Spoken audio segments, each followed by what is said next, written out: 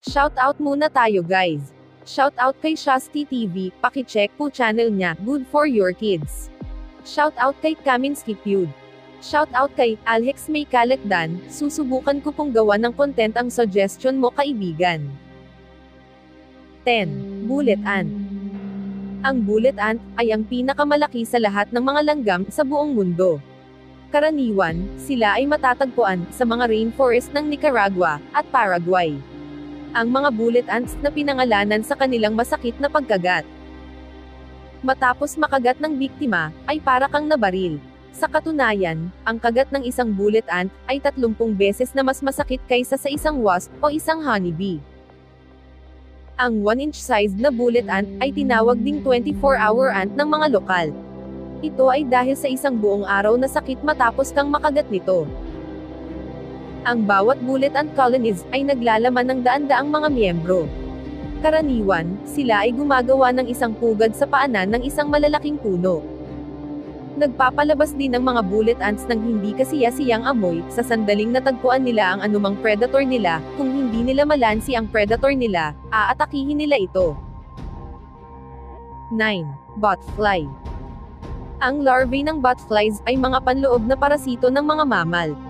Sa kasamaang palad, ang mapanganib na larvae ay nabubuhay din sa ilalim ng balat ng tao, at nagdudulot ng mga kakilakilabot na epekto. Ang mga human botflies ay karamihan matatagpuan sa buong Central at South America. Ang myces, kilalang parasito infestation, ay gumagawa ng malubhang pagbabago sa mga tisyo ng balat. Ang batang babaeng botflies ay naglalagay ng mga itlog sa loob ng balat ng mga mammal. Ang larvae ay tumagos sa balat at naninirahan sa subdermal zone ng balat ng tao ng higit sa 60 araw. Nararamdaman ng mga pasyente ang paggalaw ng mga larvae sa ilalim ng kanilang balat. Kapag kumpleto ang pag-unlad ng larvae, umaalis ito sa katawan. 8. Fleas o pulgas. Ang mga fleas o pulgas ay external na mga parasito na sumisipsip ng dugo mula sa mga tao, ibon, reptilya, wild, at domestic animal. Ang mga pulgas ay maaaring maging sanhi ng pangangati sa mga katawan ng mga nakagat nito. Ang mga pulgas ay may sukat lamang ng dulo ng isang ballpen at mabilis na muling magparami. Maaaring ubusin ng mga batang pulgas ang dami ng dugo na higit sa 15 beses na timbang ng kanilang katawan. Ang kagat ng pulgas sa katawan ng tao ay nagreresulta sa mga pulang pantal. Karaniwan silang matatagpuan sa paligid ng baywang, tuhod, at siko. Ang kagat ng mga pulgas ay napakamakati, at maaari rin itong humantong sa impeksyon. 7. Fire ant. Mayroong 285 ng mga iba't ibang species ng fire ant sa mundo. Kapag sila ay nabulabog, paulit-ulit nilang kinakagat ang nakabulabog sa kanila. Napakasakit ng kagat ng isang fire ant. Ang isang maga na may nananadulot ng kagat ng fire ant ay tumatagal ng ilang linggo. Ang kanilang kamandag ay magdudulot din ng maraming mga problema sa balat. Karaniwan, ang fire ants ay umaatake ng isang pangkat na naglalaman ng 10 hanggang 100 mga fire ants. Ang kamandag ng mga fire ants ay nagreresulta din sa allergic reaction. 6. Kissing bug, o mas kilalang bilang bloodsucker. Lumalaki ang mga kissing bug sa pamamagitan ng pagsipsip ng dugo. Ang mga kissing bug na pinangalanan ayon sa kanilang pag-uugali, na kinakagat ang isang tao habang ito ay natutulog. Nagpapadala rin sila ng parasito na tinatawag na Trypanosoma cruzi. Ang kissing bug o tianguis ay pumapatay ng 12,000 katao bawat taon. Ang sakit na tiangge ay kumalat sa mga hayop at mga alagang hayop sa parehong paraan. Ang pagkagat ng kissing bug ay nagreresulta sa mga agarang pagbabago sa loob ng katawan ng mga biktima, tulad ng welts at rashes. 5. Giant Japanese hornet. Ang giant Japanese hornet ay ang pinakamalaking species ng hornet sa buong mundo.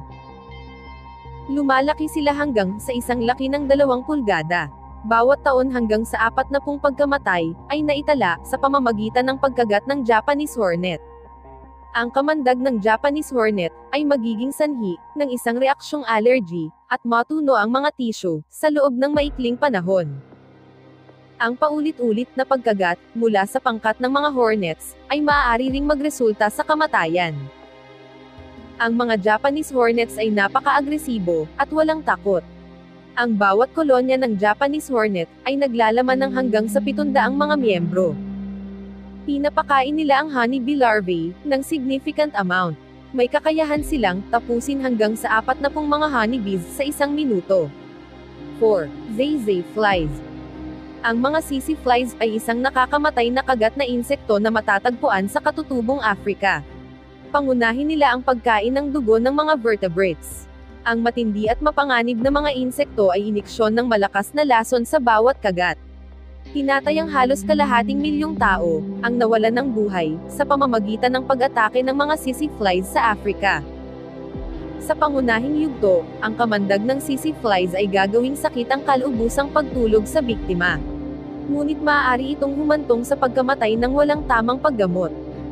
3. Killer bee. Ang pangkat o grupo ng mga killer bees ay sumusunod sa biktima ng higit sa 1 milya. Inaatake nila ng isang pangkat at ginawa ang paulit-ulit na pagtusok. Pangunahin ng mga killer bees ang mukha at mata ng mga tao. Ang kanilang lason ay hindi mapanganib. Ngunit ang isang pag-atake ng isang pangkat ng mga killer bees ay maaaring maging sanhi ng kamatayan. Nakatira sila sa loob ng malalaking kolonya na naglalaman ng higit sa 80,000 mga miyembro. Kapag nagagambala sila, ang mga bubuyog ay magiging alerto sa susunod na 24 na oras at sasalakayin ang anumang mga hayop o tao na dumating sa kanilang nasasakupan. 2. Driver ants. Ang driver ants ay may pinakamalaking kolonya kaysa sa iba pang mga insekto sa mundo. Ang bawat kolonya ng mga driver ants ay may mga miyembro hanggang sa 22 milyon. Kahit na ang mga elepante ay tatakas mula sa pag-atake ng grupo ng mga driver ants. Sinusubukan nilang tapusin ang anumang hayop na dumaan sa kanilang landas. Ang mga driver ants ay nakapatay na ng libo-libong iba't ibang mga hayop sa loob ng isang pag-raid. Gumagawa sila ng paulit-ulit na mga sugat sa mga hayop at tao na gamit ang kanilang malakas na panga. Ang mga driver ants ay sumasalakay din sa mga pugad ng iba pang mga insekto para sa pagkain at pinapatay ang mga ito. 1. Mosquitoes o lamok. Ang mga lamok ay pinakamapanganib na species na insekto sa mundo. Ang pinakamapanganib na insekto na ito ay nagdulot ng 1 milyong pagkamatay bawat taon sa pamamagitan ng paglilipat ng nakamamatay na sakit na malaria. Ang mga lamok ay nagdadala ng mga mikrobyo na malaria mula sa isang lugar patungo sa isa pa, at kumakalat sila ng mga mikrobyo sa dugo ng biktima sa pamamagitan ng pagkagat. Tinansya ng WHO na sa bawat 30 segundo, ang isang bata ay namamatay dahil sa malaria, at 500 milyong mga kaso ng malaria na iniulat bawat taon. Naipapadala ito sa pamamagitan ng mga parasito, pangunahin ang mga kagat ng lamok. Bilang karagdagan sa mga lamok, ang malaria ay kumakalat din ng dengue fever, yellow fever, encephalitis at West Nile virus. Kung meron pa kayong karagdagang impormasyon tungkol sa mapanganib na insekto, i-komento nyo naman sa baba. Sa nais magpa-shoutout, i-type lamang ang pa-shoutout at hashtag lamang ang Pinos. Kung nagustuhan nyo ang aking video, mag-like, subscribe, comment and share at on notification para maging updated na din kayo.